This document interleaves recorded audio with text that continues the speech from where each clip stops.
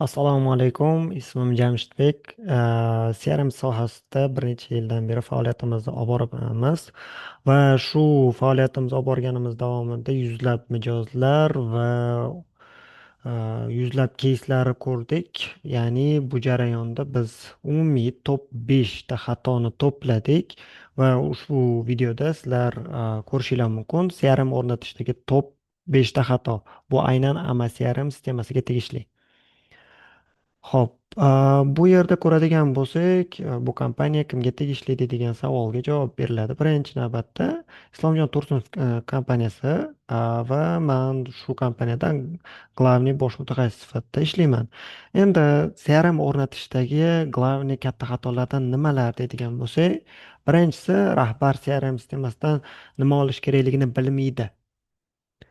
Ya'ni rahbar CRM sistemasini umuman tushunmaydi, maqsadini ham bilmaydi, qaysi tanishidan yoki boshqalardan ko'rgan CRM sistemani ishlatyapti. Demak, man ham qilishim kerak yoki konkurentiga nisbatan xulosa chiqaradi. Lekin CRMdan asosiy nima olish kerakligini, qanaqa raqam olish kerakligini bilmaydi. Ya'ni har bitta ishni o'zini maqsadi bo'ladi. Masalan, CRM o'rnatishdan asosiy maqsadim sotuvimni hozir 5 million bo'lyapti, shuni 20 million ko'tarish. Bu raqam. Bunga qanchada ko'tarilaman?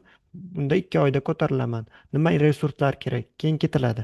Rahbar teparoqqa ko'zlashi kerak bo'ladi va robga to'g'ri vazifa berilishi kerak bo'ladi. Men 20 million xohlayman, mana bu senga instrumentni berish kerak bo'ladi. Ikkinchisi bu Rob CRM sistemasini qanday ishlashini tushunmaydi.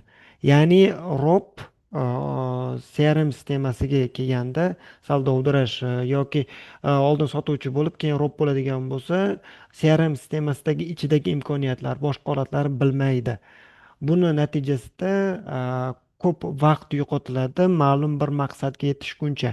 Ya'ni rahbar to'g'ri vazifasini bersa ham, rob uni to'g'ri ishlata olmasligi hisobiga vaqt yo'qotiladi. Endi keyingi katta xatoyimiz sotuvchilar kunlik hisobotlarni CRMda olmaydi.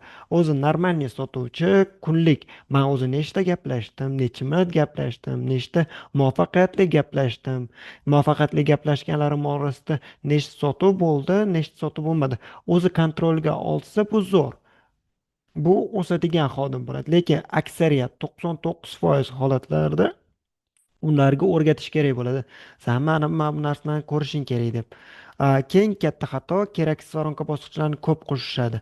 Ya'ni CRM bo'yicha mutaxassisdan yoki qaysidir o'zlarini xodimlarini o'qitmasdan turib voronka etaplarini ko'p sozdat qilib yuborishadi va lidlar bitta joyda to'planib qoladi, trompga o'xshab to'planib qoladi va CRMdan foydalanish noqulay bo'lib ketaveradi.